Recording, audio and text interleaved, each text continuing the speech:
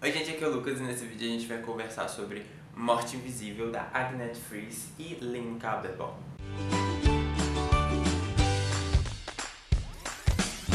Morte Invisível é o segundo volume de uma série chamada Nina Borg. O primeiro volume é O Menino da Mala e já tem um vídeo bem antigo aqui no canal. Se você não assistiu, você pode clicar aqui nos cards para assistir. E ao longo desse vídeo eu vou fazer algumas comparações sobre esses dois livros, mas fiquem tranquilos porque, como sempre, vai ter a menor quantidade de spoiler possível.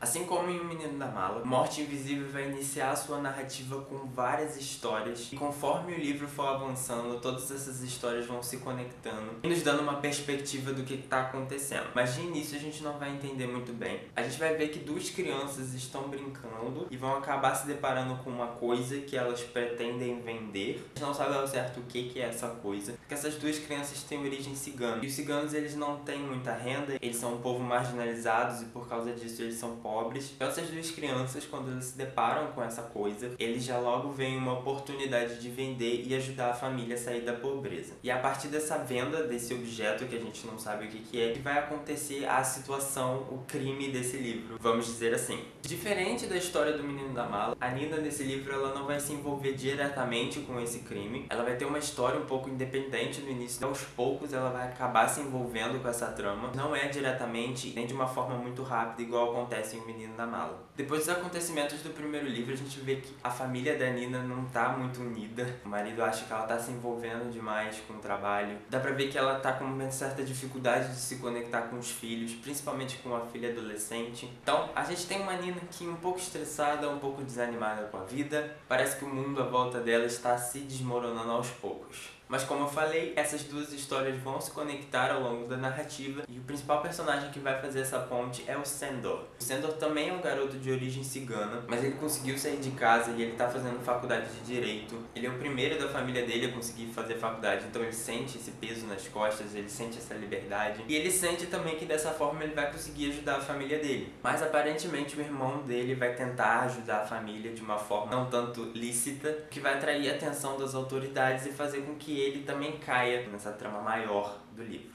E a história que vai se desenrolar vai ser o Sandor, a Nina e os personagens que vão representar a polícia e os investigadores, etc. Tentando descobrir novas informações sobre o que está acontecendo e, infelizmente, ao longo da história, os dois vão acabar se encontrando e se metendo aí numa enrascada. Basicamente é essa a história do livro, porque no início da história tudo é muito confuso mesmo e aos poucos você vai entendendo conforme as histórias e todos os personagens vão se conectando e você vai achando a relação entre eles. Eu gostei bastante disso no Menino da Mala, foi um dos pontos principais de eu ter gostado muito dessa história. E com esse segundo volume não foi diferente e não deixou a desejar nesse aspecto. Se você acompanha aqui o canal, você viu que eu demorei muito de ler esse livro, mas em defesa do livro não é porque eu achei ele chato, parado ou qualquer coisa do tipo. Eu quando comecei a ler já tinha achado ele muito interessante por algumas questões que eu vou explicar. Acho que quando vai chegando no meio da história, o clima esfria um pouco e as coisas vão acontecendo de forma lenta, mas é um tipo de história que eu me interesso mesmo nessas partes lentas. A gente sempre tem no romance policial aquela parte do livro que é mais investigativa, que é mais de descobrir informações e não tem tanto corre-corre. Mas eu não me incomodo muito com isso, eu até gosto dessas partes. Eu aqui estava num ritmo de leitura não tanto adequado assim e acabei demorando horrores para terminar de ler esse livro. Mas eu adorei ele, tá, gente? Eu vou firmar o pé e falar que eu adorei. No Menino da Mala eu senti que as autoras queriam trabalhar um pouco com as questões sociais pertinentes à Dinamarca. Eu esqueci de comentar, mas esse é um livro dinamarquês que se passa lá naqueles países Hungria, Dinamarca, Suécia. Todos esses países são palco para essa história. E no Menino da Mala a gente tem uma questão social ali de desigualdade social, só que eu não achei que fosse um tema muito relevante para a história. Eu nem lembro se eu cheguei a comentar isso em vídeo, eu acho que não. Só que esse aqui já começa trabalhando um outro tema que é em relação a esses personagens que estão aparecendo agora, de origem cigana. Percebe aqui que a Dinamarca tem um certo problema com os ciganos, no sentido de que os próprios dinamarqueses não aceitam que esse tipo de pessoa esteja ali no país deles. É o grande problema que a gente vê hoje em dia com a imigração, de que os moradores não aceitam imigrantes porque vai roubar emprego, eles vão acabar com o sangue puro dali da sociedade. A gente vê nesse livro que os ciganos sofrem esse tipo de problema. E a inserção desses personagens de origem cigana nesse livro eu acho que foi muito importante, deu um toque de diferença nessa história. E não só por causa disso, mas no início da história a gente vai ver diversos protestos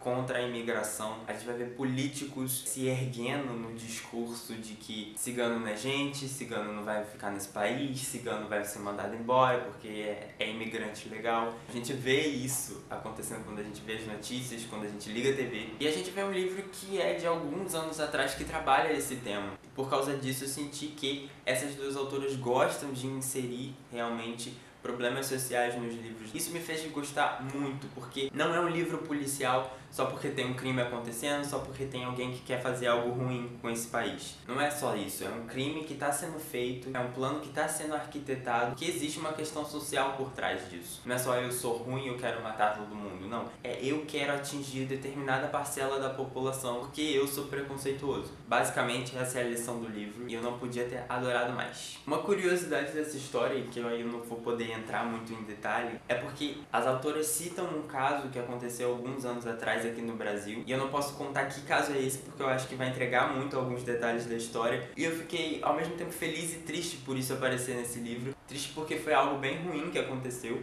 mas feliz ao mesmo tempo porque apareceu aqui nesse livro, sabe? E eu não paro muito para pensar no quanto as coisas que acontecem aqui no Brasil chegam até lá fora, ainda mais na Dinamarca. Foi algo que realmente me trouxe esse sentimento de, putz, que feliz isso tá aqui, mas que triste por ser esse o motivo. Triste por ter sido isso que aconteceu. Como eu falei, eu adorei o desfecho da história, adorei a conclusão, adorei a mensagem que tem por trás desse livro, e eu gostaria muito de dar continuidade a essa série, só que infelizmente a editora Arqueiro parou de publicar esses livros, eu não sei se eles têm planos para dar continuidade, então eu não sei se eu espero mais um pouco, seja paciente, ou se eu compro os livros em e-book em inglês mesmo, porque é uma coleção de 4 volumes só, não sei se já acabou de publicar a série ou se tá no 4º volume, mas ainda vai ter mais. Então se vocês quiserem que eu dê continuidade a essa série, deixa aí nos comentários pra me animar. Se você quiser comprar Morte Invisível ou Menino da Mala, vai ter link aqui no box de descrição pra vocês comprarem esses livros na Amazon e ajudar a gente a manter o canal. Então, gente, fica aí a dica de um livro muito interessante, que aborda questões muito pertinentes, que apesar de se passar na Dinamarca, atinge todos os países, e é o que a gente vê muito forte aqui na nossa realidade do Brasil também. E é isso, gente. Espero que vocês tenham gostado do vídeo. Se vocês gostaram, deixe seu joinha. Não se esquece de se inscrever no canal se você ainda não for inscrito. Comenta aqui embaixo se você já leu Morte Invisível e o que você achou pra gente conversar nos comentários. E eu vejo vocês no próximo vídeo, gente.